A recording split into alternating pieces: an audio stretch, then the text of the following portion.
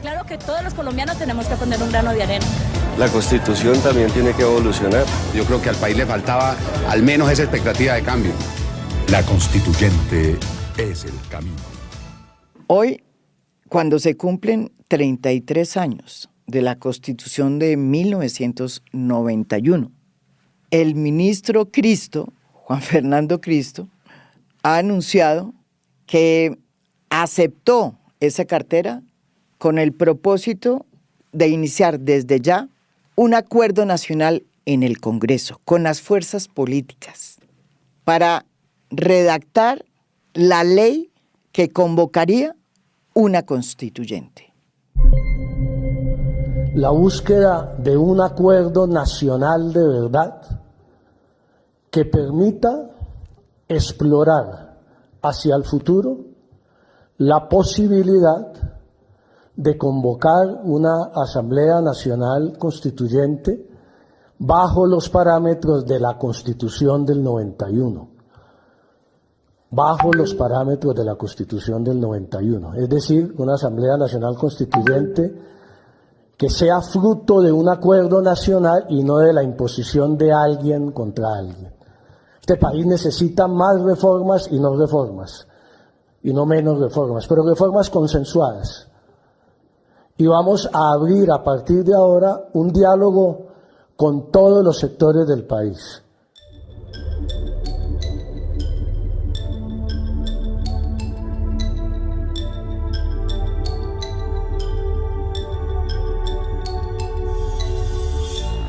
Juan Fernando Cristo sorprendió, entre otras, porque hace 2 meses y de manera muy incisiva, Juan Fernando Cristo había dicho que este no era el tiempo para convocar a una asamblea constituyente. Porque además el gobierno no tenía mayorías en el Congreso, lo cual hacía aún más imposible sacar esta idea adelante. La propuesta del presidente Gustavo Petro de convocar una Asamblea Nacional Constituyente es una mala idea, pero además es una idea inviable. El gobierno está lejos de contar con las mayorías que se necesitan en el Congreso para aprobar una ley que convoque a esa constituyente.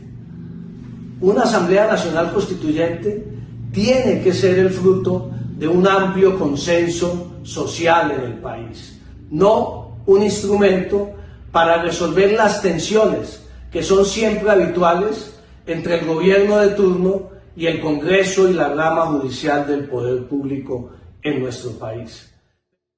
La propuesta que, pues evidentemente va a tensar aún más las relaciones entre el gobierno y las altas cortes, sobre todo la Corte Constitucional, que es la guardiana de la Constitución del 91, produjo ya el primer cruce de sables. Y la voz que se escuchó fue la del presidente de la Corte Constitucional, el magistrado José Fernando Reyes, quien lanzó duras críticas a la propuesta de constituyente que está haciendo hoy el gobierno de Gustavo Petro. Me pregunto, ¿cómo seguir hablando de nuevos proyectos constitucionales si es que no hemos sido capaces de desarrollar y hacer cumplir el pacto que nos forjamos en 1991? La Constitución no puede ser una masa deforme, gelatinosa y banal, cambiable a placer, sino al revés, un texto rígido con muy relativas flexibilidades, que precisa de muy meticulosos y exigentes requisitos de variación y cambio. Pero claro que también han salido voces ya de líderes políticos de la oposición, de la derecha, como Germán Vargas Lleras, presidente de Cambio Radical, a apoyar la propuesta de hacer un acuerdo nacional con el fin de hacer una asamblea constituyente. Me gusta particularmente la afirmación de convocar una constituyente, pero de no romper el orden institucional y de convocarla mediante un acuerdo nacional, pero bajo las reglas de la Constitución del 91, o sea, bajo los parámetros del artículo 376, que señala que una constituyente para ser convocada se hará mediante el trámite de una ley aprobada en una y otra Cámara, refrendada por la Corte Constitucional, para convocar una constituyente que se elija mediante el voto directo de los ciudadanos. Según lo que le hemos entendido al gobierno y al nuevo ministro Juan Fernando Cristo, el gobierno que llegó al poder con la promesa de que se iba a hacer un acuerdo nacional para llevar a cabo las reformas sociales que por años se le debían al país, ahora cambia de discurso, porque la propuesta de hoy es que se va a hacer un acuerdo nacional, pero ya no para sacar adelante reformas, sino para sacar adelante una asamblea constituyente. Un fin completamente distinto con el que Gustavo Petro llegó al poder. El presidente Gustavo Petro, además, en un trino que le respondía a la noticia de que Germán Vargas se metía en el bus de la constituyente, planteó los temas que debería tener la constituyente. Leo el trino. Primero, garantía inmediata al derecho universal a la educación, la salud y las pensiones. Segundo, nuevo ordenamiento territorial. Tercero, el desarrollo económico y social de los territorios excluidos. Cuarto, la reforma agraria. Quinto, la adaptación a la crisis climática. Sexto, la reforma a la justicia. Séptimo, la reforma política. Octava, el pacto por una economía productiva. Noveno, la verdad judicial y el perdón social para una paz definitiva.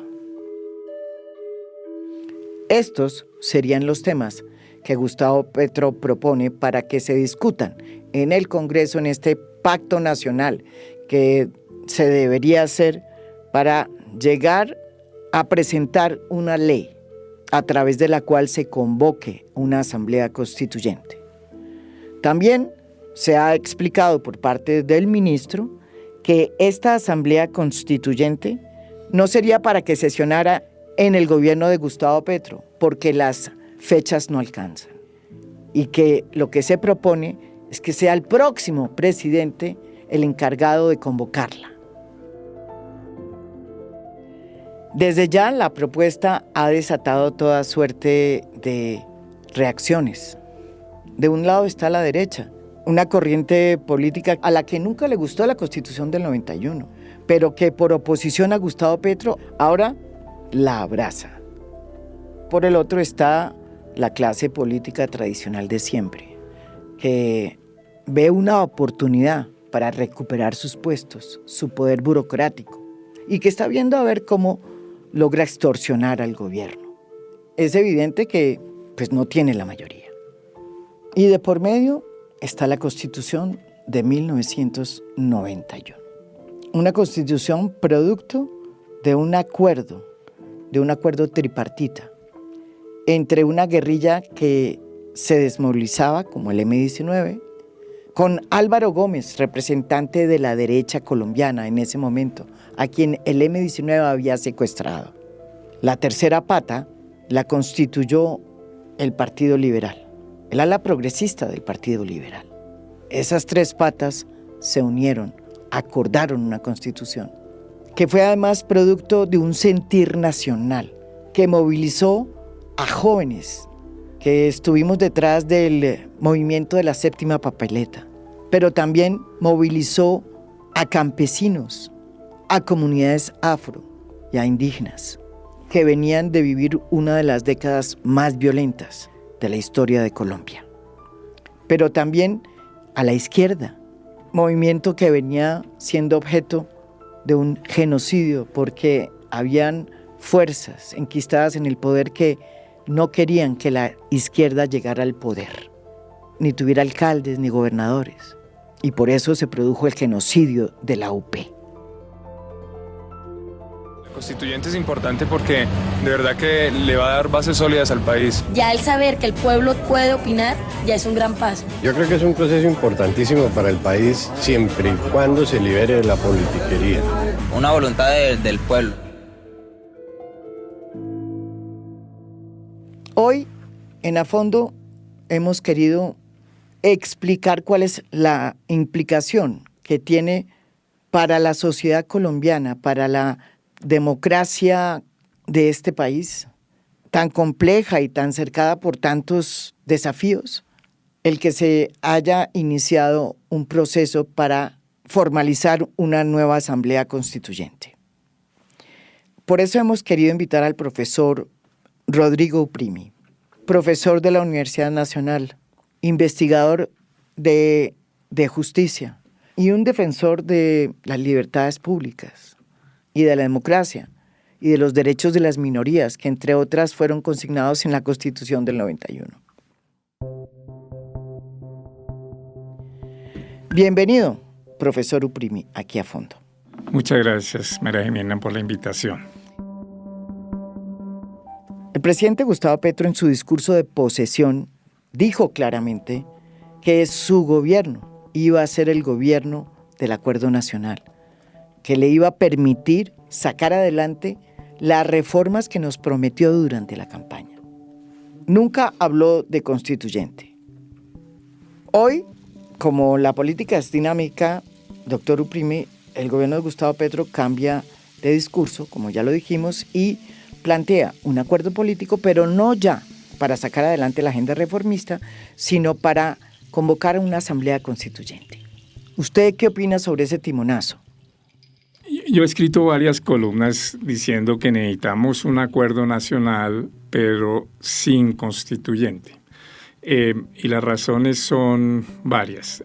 La primera es que yo creo que los temas que usualmente el presidente menciona, con excepción del tema de ordenamiento territorial, son temas que no requieren constituyente. Algunos ni siquiera requieren reforma constitucional ordinaria por una reforma en el Congreso, sino solo aplicación de la Constitución, políticas públicas y reformas legislativas.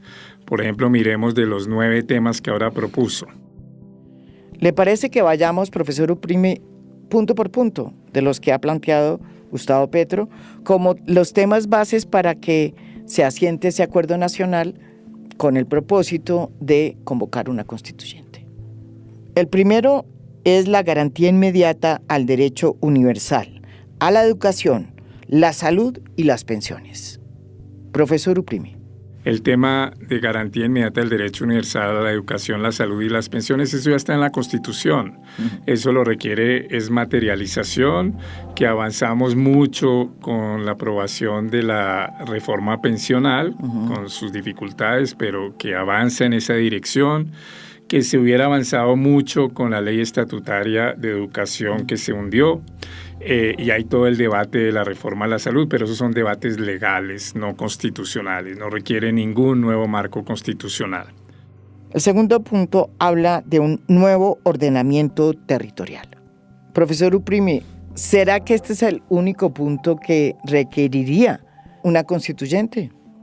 Que podría requerir una constituyente, pero yo creo que hay que hacer varias aclaraciones. La primera, ese no fue un tema de campaña del presidente Petro. El presidente Petro nunca dijo en campaña ni en su programa que Colombia tenía un problema constitucional de ordenamiento territorial. Por ejemplo, que necesitábamos federalismo en vez de centralismo, que la figura de tener nación, departamentos, municipios no era adecuada, que debíamos avanzar hacia regiones. Él solo habló de ordenamiento del territorio en torno al agua, que eso ya quedó en el plan de desarrollo. Entonces el presidente Petro ha dicho muchas veces que él quiere cumplir el mandato popular que el pueblo le dio a través de las elecciones. Pues cumplir el mandato popular sería no hacer constituyente, porque eso no fue lo que el pueblo votó, y menos para un ordenamiento territorial, que yo creo que es un tema crucial, pero no fue el objeto de su campaña. Porque yo sí creo que se requiere un ordenamiento territorial y es un tema crucial en Colombia, porque hay, por ejemplo, el problema de las fronteras entre los departamentos está muy mal hecho. Pongo un ejemplo nomás. El Magdalena Medio. El Magdalena Medio es una región que tiene unidad geográfica, cultural y económica y está repartida entre 8 departamentos cuyas capitales están en las montañas. Entonces es una zona ingobernable. Entonces uno dice, se necesita rehacer las fronteras de las entidades territoriales, se necesita de pronto avanzar hacia un estado de regiones como España o semifederal. Yo creo que eso es una discusión válida, pero no es la discusión de Colombia hoy. Y no fue la discusión con la cual llegó Petro al gobierno. Él llegó con la discusión de hacer reformas sociales para superar las exclusiones. Entonces eso puede plantearse en algunos años para un debate o usando el marco constitucional tratar de avanzar en reformas legislativas que no se han hecho. La Constitución ya prevé a nivel del ordenamiento territorial algunas posibilidades que no se han desarrollado, como la posibilidad de las regiones.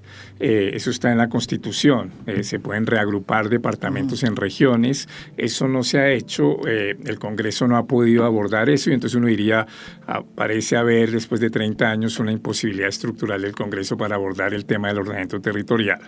Eso es verdad, pero esa no es la razón por la cual Petro ha invocado el poder constituyente ni fue el motivo de sus campañas. Pasemos al tercer tema. El desarrollo económico y social de los territorios excluidos. Su opinión, profesor Uprimi. El tercer tema es el desarrollo económico y social de los territorios excluidos. Eso no solo está en la Constitución, sino ese es el acuerdo de paz. Entonces ahí lo que se necesitaría sería implementar el acuerdo de paz, fortalecer los PEDETs y eso generaría los mecanismos de integración de los territorios excluidos. Claro. Antes él ponía el tema del acuerdo de paz, ya quedó muy claro, decía que ese era uno de los argumentos para una constituyente, ya quedó muy claro que la implementación del acuerdo de paz ni siquiera requiere reformas legislativas, sino políticas de implementación, garantía de seguridad de los excombatientes, etcétera, etcétera. El cuarto punto es la reforma agraria, una reforma que se ha implementado en este gobierno, pero de manera muy lenta. Según el propio Ministerio de Agricultura, son en total 325.777 hectáreas de tierra que han sido objeto de la reforma agraria y que incluyen compra, donación, recuperación mediante procesos agrarios, formalización y destinación de bienes para la reparación de víctimas, así como créditos para compra, restitución de tierras y destinación de tierras de la Sociedad de Activos Especiales, la SAE. La cifra para el 2023 fue de un total de 240.000 hectáreas, de las cuales 58.302 han sido de población campesina y 4.097 para las comunidades negras. También se ha avanzado en los procesos de crédito para compra de tierras. En materia de la implementación de la reforma agraria y de cómo va, ha sido difícil determinar las cifras porque hay una gran discusión sobre la cantidad de tierras formalizadas, sobre la cantidad de tierras compradas y sobre la cantidad de tierras entregadas a los campesinos.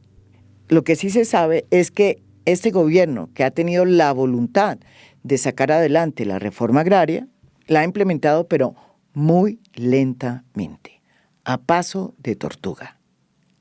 El presidente Gustavo Petro dice que los responsables de esa lentitud son los congresistas, que en su momento no le quisieron pasar un artículo en el Plan Nacional de Desarrollo que permitía una especie de expropiación express y que por esa razón es que la reforma agraria no camina. Los que saben y los que conocen del agro en Colombia le achacan esa lentitud a la desarticulación de todas las agencias que tienen que ver con el agro y a la falta de políticas públicas y a coordinación dentro del propio gobierno. Profesor Uprimi, ¿se necesita una constituyente para hacer la reforma agraria en Colombia? El tema de la reforma agraria no requiere ni siquiera reformas legales. Está la ley 160, está el marco constitucional. Uno podría decir de pronto se requería una reforma que fortaleciera los derechos de los campesinos. Eso ya se hizo el año pasado y se aprobó. Entonces no se requiere ninguna reforma constitucional. Adaptación a la crisis climática, el punto 5. Eso está en la noción de desarrollo sostenible que está desde la Constitución del 91 y la jurisprudencia de la Corte Constitucional es muy amplia en el tema de protección del ambiente y en el tema de cambio climático. Incluso hay una sentencia reciente de la Corte Constitucional sobre refugiados por cambio climático o desplazados por cambio climático. Entonces no se requiere ninguna reforma constitucional. La reforma a la justicia puede requerir reformas constitucionales en algunos puntos, como eliminar las funciones electorales de las Cortes, pero ¿requiere eso una asamblea constituyente? No lo creo, y además en este momento una reforma a la justicia por asamblea constituyente es particularmente riesgosa porque se puede afectar gravemente la autonomía e independencia judicial. El tema de la reforma política sí requiere algunas reformas constitucionales, pero la mayoría son puntuales. Por ejemplo, eliminar o transformar el Consejo Nacional Electoral, sobre la cual hay consenso entre los académicos, pero que se necesite una reforma, una constituyente sobre eso, o ese fue el gran tema de campaña. El tema de pacto por una economía productiva, uno no sabe qué quiere decir eso. Yo no diría el pacto por una economía productiva fue el plan de desarrollo. Ahí está, ¿qué más se requiere? Y un buen plan de desarrollo. En un excelente plan, uno de los mejores planes de desarrollo, ¿por qué no lo implementa? Y finalmente, la verdad judicial y el perdón social para una paz definitiva, eso es particularmente, a mi juicio, peligroso. ¿Qué quiere decir eso? Quiere decir que se va a eliminar la JEP, quiere decir que ahí no habla de sanciones, quiere decir que entonces ahora va a haber amnistía para crímenes internacionales, va a haber amnistía para crímenes de lesa humanidad, de guerra que han ocurrido en Colombia. ¿Qué quiere decir eso de perdón social? Y eso de hablar de una paz definitiva, ¿eso es realista en Colombia cuando el gobierno no ha desarrollado estrategias para ver qué se va a hacer con las economías ilícitas que han desarrollado? Cuando no ha implementado el acuerdo. Y no ha implementado el acuerdo. Entonces, uno dice, ¿se requiere una reforma, una asamblea constituyente? No. Para ordenamiento territorial en el futuro. Lo que se requiere ahora es políticas públicas y reformas legislativas para hacer las reformas sociales que Colombia requiere. La reforma agraria, fortalecer la reforma pensional, la reforma educativa, rediscutir la reforma a la salud y la reforma laboral, fortalecer la política fiscal, etc. Nada de eso requiere reforma constitucional. Y por el contrario, un salto a una asamblea constituyente en este momento, un debate de una asamblea constituyente tiene varios problemas políticos y jurídicos. El primer problema político es que entonces eso congela la agenda de las reformas sociales. Todo queda congelado porque el ministro del Interior, Cristo, ha dicho que es una reforma hecha por las vías constitucionales, lo cual es un llamado tranquilizador. Pero una reforma por las vías constitucionales toma mínimo 2 años, una asamblea 2 años en empezar a funcionar. Entonces, ¿qué va a pasar en esos 2 años con este gobierno? Yo creo que lo que este gobierno necesita es implementar las reformas sociales para las cuales fue electo cuando hay el marco jurídico apropiado, como la reforma agraria, y ahora la reforma pensional, y concertar, ahí sí, un acuerdo nacional para concertar las otras reformas que dentro del marco de la Constitución pueden hacerse. Entonces yo creo que es un pésimo momento para plantear el debate de Asamblea Constituyente, con lo cual vuelve nuevamente toda la ambigüedad del presidente Petro, que habla a veces de Asamblea Constituyente. Proceso. Luego dice que no era eso, sino era proceso constituyente. No, pero ya queda claro que sí es una Asamblea Constituyente. Sí, ahora queda claro que aparentemente es una Asamblea Constituyente por las vías jurídicas, lo cual es legítimo. Pero como sigue hablando de poder constituyente, que es un poder que a veces se expresa por vías extrajurídicas, no se sabe bien qué va a pasar si no se logra el acuerdo para avanzar en su asamblea constituyente. Y entonces, ¿qué va a pasar con este gobierno en los 2 años que restan? Me parece un pésimo momento para hablar de asamblea constituyente y tiene algo de ironía que es la siguiente. Hoy, 4 de julio, se cumplen 33 años de la Constitución, o sea, la edad de Cristo. Y entonces sería un poco irónico que el otro Cristo, el ministro del Interior, haga una asamblea constituyente que pueda crucificar la Constitución del 91 a la edad de Cristo. Entonces creo que es un pésimo momento para plantear este debate para el país. El nuevo ministro del Interior, Juan Fernando Cristo, ha dicho que este proceso lo va a iniciar, este acuerdo nacional que va a iniciar con las fuerzas políticas en el Congreso, se va a dar de acuerdo a lo que dice la Constitución del 91. ¿Por qué no nos explica cuáles son los pasos, profesor Uprimi, que se tienen que llevar a cabo para cumplir, como dice Juan Fernando Cristo, los planteamientos que hace la Constitución del 91 cuando habla de una constituyente? ¿Qué es lo que hay que hacer y cómo se tiene que hacer? El trámite previsto en la Constitución para una asamblea constituyente es el siguiente. Lo primero es que tiene que presentarse una ley, un proyecto de ley al Congreso, una ley convocante. Esa ley debe definir la competencia de esa asamblea constituyente, es decir, los temas que va a trabajar. Son estos. Que aparentemente serían esos. Debe definir su periodo, o sea, si va a ser 6 meses, 1 año, 2 años. Debe definir su composición, o sea, cuántos constituyentes van a ser, 40, 50, 70, 80, 150. Su forma de elección, uno diría elección popular, puede que haya algunos que lleguen por algunas designaciones, como se hizo en la Constituyente del 91, pero digamos la forma fundamental tiene que ser la elección popular, pero ahí toca definir si es en circunscripción nacional, en circunscripciones territoriales, por departamentos. Todos esos son temas enormemente complejos. Esa ley tiene que ser aprobada por mayoría absoluta de los integrantes de ambas cámaras. Y si el gobierno no ha logrado, por ejemplo, que prácticamente que le aprobaran la reforma pensional, fue muy difícil, que es por mayoría simple, o sea, la mayoría de los asistentes, no de los integrantes, pues uno ve difícil, a menos que se logren unas concesiones problemáticas. Esa es la primera fase. Si uno la toma muy fácilmente, es difícil que eso se haga en menos de 6 meses. Sí. Luego de eso vendría la revisión automática de constitucionalidad por parte de la Corte. Por parte de la Corte. La Corte debe analizar si el procedimiento de aprobación se hizo en debida forma y también mirar temas de la compatibilidad de la competencia, de su mandato y de la forma de elección con los principios constitucionales. Y esa es una sentencia compleja que puede tomar varios meses, pongamos fácilmente 3-4 meses. Ahí ya estaríamos aproximadamente en marzo, abril del año entrante. Luego, a partir de eso, se tiene que convocar a una votación. Esa votación no es para elegir a los constituyentes, sino esa votación es para que el pueblo diga sí o no a la Asamblea Constituyente. Tiene que someterse a referéndum siempre. Sí, sí.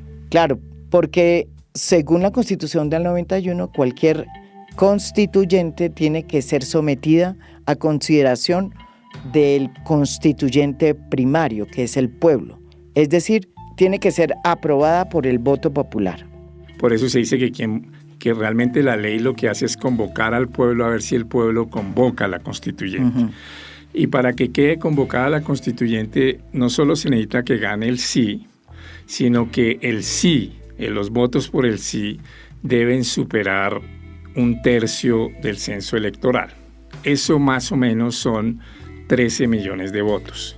El presidente Petro obtuvo 11 millones de votos más o menos.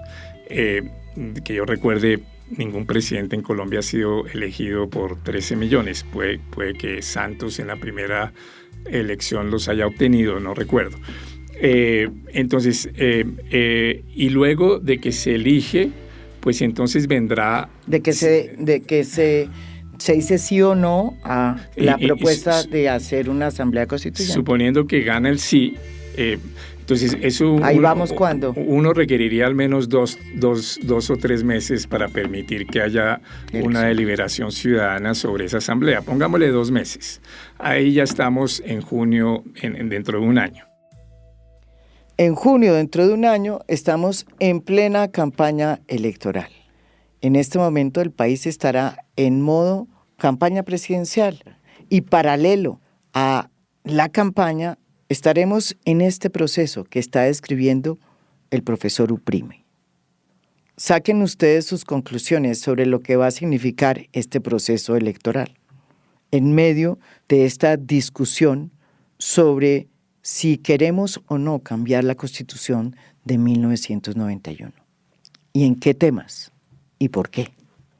Luego de eso tendría que venir la elección de los constituyentes, que puede tomar 2 o 3 meses mientras se le permite campaña, etcétera, y luego dependerá del periodo que se le haya dado a la Asamblea. ¿Y la elección es por parte del gobierno o por parte? Normalmente quien debe definir cómo va a ser su composición es esa ley que se apruebe en el Congreso. Pero uno diría que por principios constitucionales, la gran mayoría de los constituyentes tienen que ser electos popularmente. La Constitución... O sea, que harían 2 elecciones en los próximos 2 votaciones. Sí, una para ver si se convoca o no, y si gana con más de 13 millones de votos a favor, tendría que venir la elección algunos meses después. Y luego la reunión de la Asamblea. Entonces la Asamblea es difícil una Asamblea de menos, diría uno, de 6 meses. Pero claro, las cuentas no cuadran, porque en 2 años no se puede hacer todo. Y por eso el ministro dijo que es el gobierno que resulte electo en las elecciones del 2024 el que tiene que convocar la Asamblea Constituyente, la cual tendría que haberse aprobado no solamente por el Congreso, sino haber pasado el referendo, obteniendo esos 13 millones de votos. Es una apuesta que uno dice, ¿cuál es el propósito? O sea, ¿cuál es el propósito? ¿Cuál es la necesidad? Y yo no la veo. Creo que es una parálisis institucional. Podría ser que digan, vamos a aprobar la ley lentamente y que la ley convocante se apruebe en la última legislatura del 2024 para que la votación para ver si se aprueba o no una asamblea constituyente sea después de la elección presidencial, es decir, hacer las cosas dilatadas. Eso también es una alternativa que parece corresponder a lo que está diciendo el ministro del Interior, pero uno dice entonces cuál es la urgencia de la constituyente. Y un último elemento político fundamental es que los momentos constituyentes uno no los crea artificialmente, son difíciles de lograr.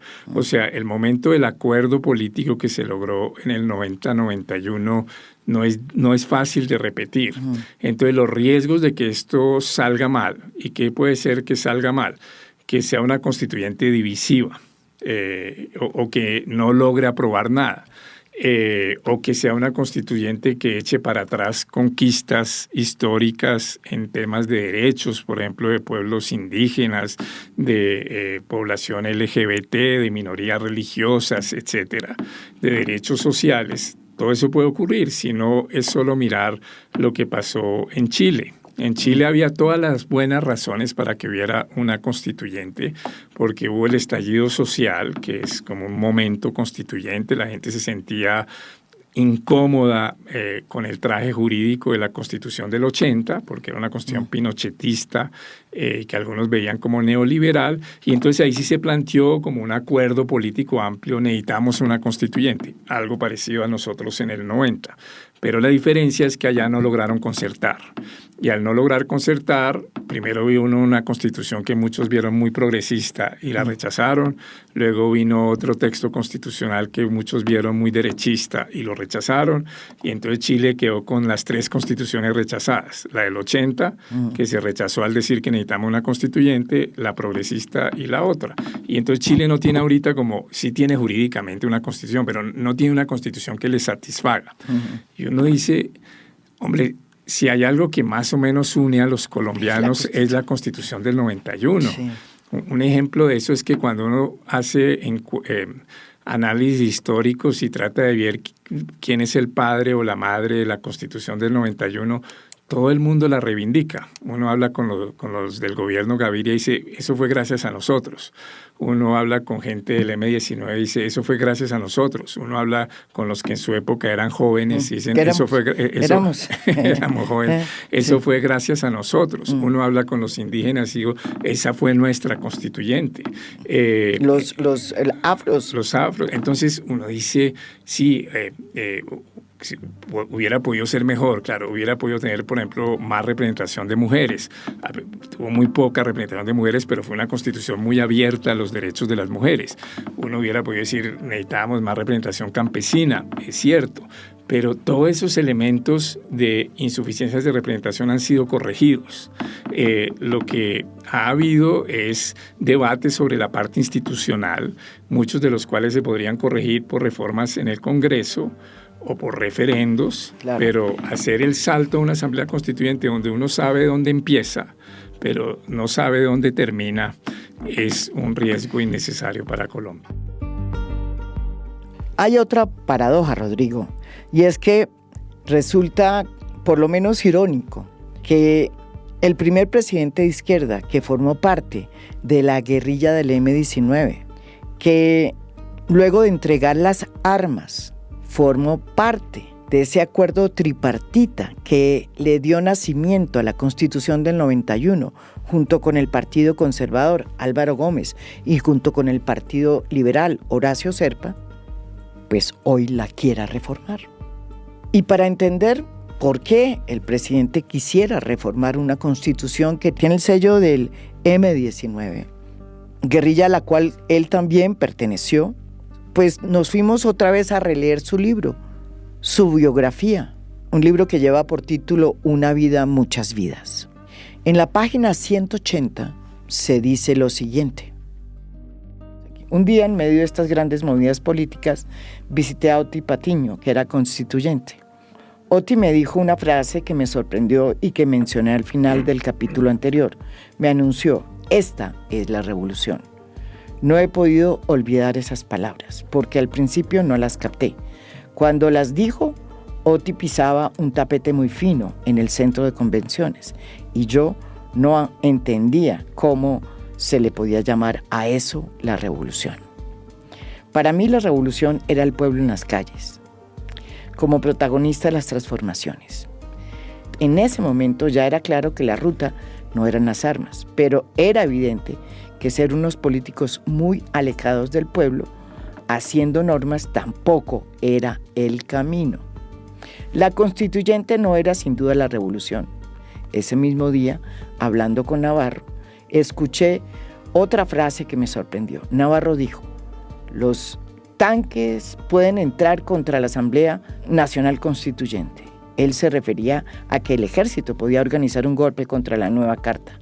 En ese entonces, él tenía mucho más acceso a la información que yo, que me pasaba los días recorriendo los pueblos de Cundinamarca en un carro polvoriento. Por alguna razón, ambas frases se juntaron en mi cabeza. Se me ocurrió pensar que en la unión de las dos existía una posibilidad para hacer la revolución. ¿A qué me refiero? A que si los tanques hubieran atacado la Asamblea, habría nacido una oportunidad. Sin duda, al pronunciar su frase, Navarro no pensaba lo mismo. En cambio, tenía en mente el episodio del Palacio de Justicia y la llamada Guerra Sucia, que causó el exterminio de la Unión Patriótica. Navarro temía que el episodio se repitiera, pero con nosotros como sus víctimas. La situación del mundo alimentaba ese miedo. Por esas fechas, no era usual que alguien comentara que el modelo cubano estaba a punto de claudicar. Ya se habían desmantelado el bloque soviético y faltaba muy poco para la disolución de la Unión Soviética. En 1991 se había acabado en definitiva el socialismo real. Y dice más adelante, ese desplome impactó a la constituyente. No afectaba como tal al M-19, pues nuestro movimiento no estaba bajo la influencia de los rusos. Nuestra única relación era con Cuba, pero con la amistad que había existido entre Jaime Bateman y Fidel Castro. El derrumbe de la Unión Soviética, sin embargo, trajo con sí el derrumbe de la alternativa y el derrumbe a escala mundial de la fuerza obrera. Lo que surgió fue una enorme ofensiva del gran capital en el mundo. Y en ese sentido, la Asamblea Constituyente perdió mucha vigencia, mucha relevancia.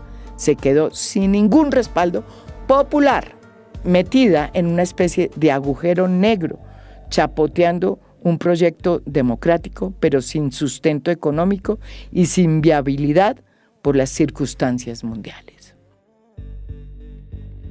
Yo quisiera preguntarle qué le producen a usted estas reflexiones y confesiones que hizo Gustavo Petro tiempo atrás, cuando escribió este libro, que es su biografía. Y yo creo que el presidente Petro tiene un sesgo de que aquello en lo que él no ha participado no es muy importante. Entonces, como él tuvo un rol absolutamente menor en la Constitución del 91, el M-19 sí tuvo un rol mayor, pero Petro no.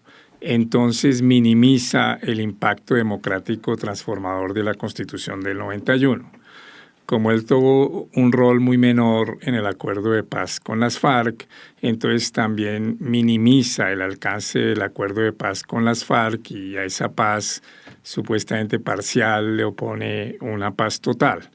Yo creo que ambas visiones son totalmente equivocadas. La Constitución del 91 nadie dijo que era la revolución. Fue un acuerdo de transformación democrática entre actores enfrentados.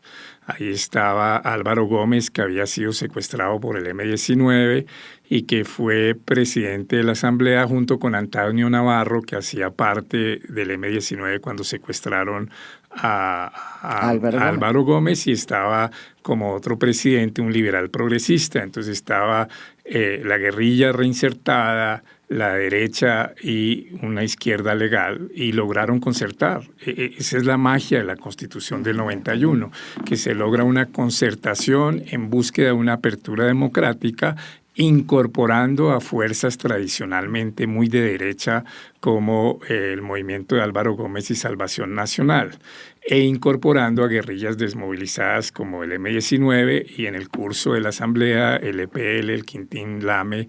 Entonces eso es lo que hace significativa esta Asamblea como un acuerdo político de transformación democrática. Y luego esa Asamblea, esa Constitución ha logrado asentarse en la vida ciudadana, que los ciudadanos la reconocen gracias a la acción de tutela, gracias a mecanismos de participación, gracias a sentencias de jueces de la Corte Constitucional. La gente se ha apropiado fuertemente de la Constitución y la ven como un marco jurídico válido, sin perjuicio de que hay cosas que hay que reformar, como el ordenamiento territorial.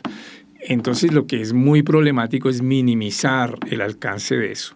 Para darse cuenta de la importancia de eso, creo que vale la pena recordar un texto que es como un clásico en literatura jurídica colombiana de Hernando Valencia Villa, que se llama Cartas de Batalla.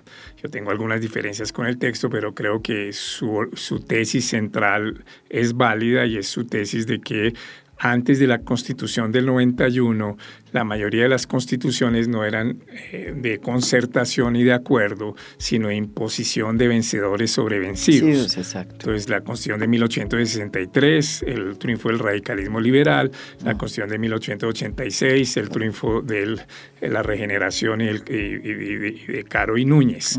En cambio, la Constitución del 91 es una de las constituciones de acuerdo político nacional, y no solo entre las élites, sino ahí participaron pueblos indígenas, ahí participaron mujeres, ahí participaron movimientos sindicales y también representantes de partidos tradicionales. Y eso es muy difícil volver a lograrlo como para poner en riesgo esos avances democratizadores de la Constitución del 91. Entonces, lo que yo creo que le faltaba a la Constitución del 91 es, uno, lograr la paz. Entonces, sí, el acuerdo de paz en cierta medida con las FARC iba en esa dirección de cerrar el ciclo de la Constitución del 91 como también un pacto de paz, y sí, entonces que avanzáramos en acuerdos reales para avanzar a la paz total tiene sentido, con todas las limitaciones que tiene la manera como ha sido pensada e implementada esta política. Y luego, otro de los déficits de la Constitución del 91 es que arrancó en un periodo de neoliberalismo en los años 90, y entonces no ha logrado ser una constitución que si bien ha avanzado en derechos sociales, no ha logrado reducir las exclusiones y las desigualdades sociales, a pesar de que hay mandatos de la Constitución para eliminarlas. Entonces, lo que hay es que hacer las políticas públicas y las reformas legislativas para reducir esas exclusiones, pero eso no requiere ninguna norma constitucional. Lo que requiere es una mejor reforma tributaria, la que se hizo avanzó, pero la Corte infortunadamente la mutiló parcialmente, pero muchas de las cosas se pueden rehacer. Lo que se requiere es políticas sociales apropiadas, lo que se requiere es sobre todo, hacer efectiva la reforma agraria, que es, digamos, uno de los hándicaps de la democracia colombiana, y eso no requiere ninguna reforma constitucional. Yo creo que la discusión es cómo lograr materializar las reformas sociales que Colombia requiere, y que fueron las promesas de campaña del presidente Petro, y que yo comparto, y por eso en segunda vuelta voté por el presidente Petro, pero en el entendido que nunca se iba a hacer una asamblea constituyente porque no era necesaria y era riesgosa. Y entonces, en los puntos que pone el presidente Petro, se pueden lograr alianzas muy complicadas y malas para el país. Esa idea de avanzar en el perdón social, ¿qué es eso? ¿En qué consiste ese perdón social? Es entonces ahora sí buscar acuerdos para amnistías de crímenes de lesa humanidad y de guerra, que fue lo que no se hizo en el acuerdo de paz con las FARC. Eso es lo que se está hablando en las negociaciones con los procesos de paz total, y que entonces tendría que desembocar en una asamblea constituyente, frente a todo el rechazo que eso tendría, no solo internamente, sino también internacionalmente, y entonces las dificultades que eso nos genera, no creo. Entonces yo creo que es un camino muy problemático que no le sirve a la democracia colombiana, sin perjuicio, como dije anteriormente, de que en un periodo más tranquilo podamos discutir si se necesita de pronto una asamblea constituyente limitada para el tema de ordenamiento territorial. El presidente Gustavo Petro, a través de su ministro, ha dicho que quiere que este acuerdo con el Congreso para sacar adelante la ley, con el fin de convocar una constituyente, se haga de acuerdo a la ley, a lo que plantea la Constitución del 91, que no va a haber ningún rompimiento constitucional. ¿Usted comparte esa visión que está expresando el ministro Juan Fernando Cristo? Yo creo que el presidente ha sido extremadamente ambiguo en el pasado sobre la noción de poder constituyente y asamblea constituyente. El poder constituyente uno lo puede entender de dos formas. De un lado, la canalización de la capacidad del pueblo de hacer reformas, pero dentro del marco de la Constitución, que es el poder de reforma, y entonces hacer reformas constitucionales por las vías establecidas en la propia Constitución, incluyendo la posibilidad de una asamblea constituyente como la establece la Constitución. Esa es una vía, digamos, que uno puede tener reparos políticos, pero es una vía jurídica totalmente admisible. Y la otra es cuando uno dice el poder constituyente, lo que llamamos desde el abate Sieyès en la Revolución Francesa, el poder constituyente originario, que es un poder del pueblo para otorgar una constitución, y entonces que es un poder extrajurídico, un poder por fuera de las normas jurídicas, y que es el pueblo movilizado en circunstancias de crisis excepcionales. Y entonces que ese se pronuncia de formas imprevistas. Entonces, el presidente ha, digamos, sido extremadamente ambiguo porque habla de asamblea constituyente, de proceso constituyente, de poder constituyente, de acuerdos con sabor constituyente, etcétera. Y entonces uno no sabe si realmente está comprometido con las vías jurídicas constitucionales, que es las que ha dicho el ministro Cristo, o si va a decir lo mismo que si no le aprobaron las reformas legislativas, fue que dijo en Cali, necesitamos una constituyente, entonces si no le aprueban la convocatoria de una asamblea constituyente, entonces va a decir, necesitamos una constituyente por fuera del marco jurídico. Y eso sería una ruptura institucional particularmente grave. Entonces, sí estamos en un momento, digamos, problemático para este tema. Pero también pueden suceder dos cosas.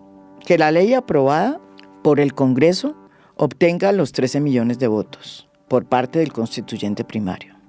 Y que en la revisión la Corte no lo tumbe. Ese es un escenario. Pero ¿qué pasaría si la Corte decide tumbar esa ley? Tocaría ver, porque la Corte puede declarar inconstitucional esa ley por razones puramente de procedimiento, por ejemplo, que no tuvo las mayorías, los debates, entonces eso no sería, digamos, particularmente problemático, pero la Corte puede meterse en temas de la sustancia, con la teoría de la prohibición de sustitución, y por ejemplo, que se acuerde porque sea un acuerdo con algunos grupos armados ilegales que llegarían algunos delegados de ellos a la Asamblea Constituyente y que la Corte diga que eso no es posible porque eso viola el principio democrático, que quienes participen en una Asamblea Constituyente sean elegidos democráticamente. Y entonces eso podría generar reacciones contra la Corte.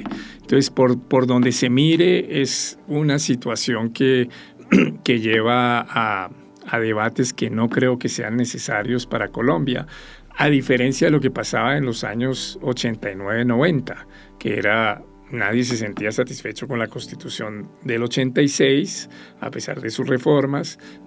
Todo el mundo sentía que se estaba en un callejón sin salida y que el caminito de esperanza era la convocatoria de una asamblea constituyente, y entonces ahí hubo un movimiento general tanto de fuerzas tradicionales como de fuerzas renovadoras, como de guerrillas desmovilizadas, como de movimientos sociales, para decir, como se decía en esa época, la constituyente es el camino.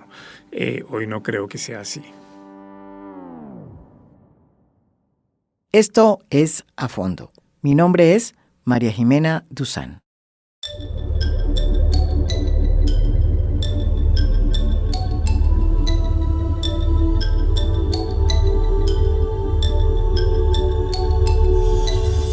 A Fondo es un podcast producido por Mafialand. Producción general, Juan Diego Barrera. Gestora de audiencias, Beatriz Acevedo. Postproducción de audio, Daniel Chávez Mora. Música original del maestro Óscar Acevedo. Nos pueden escuchar también en mi canal de YouTube. Gracias por escuchar. Soy María Jimena Duzán.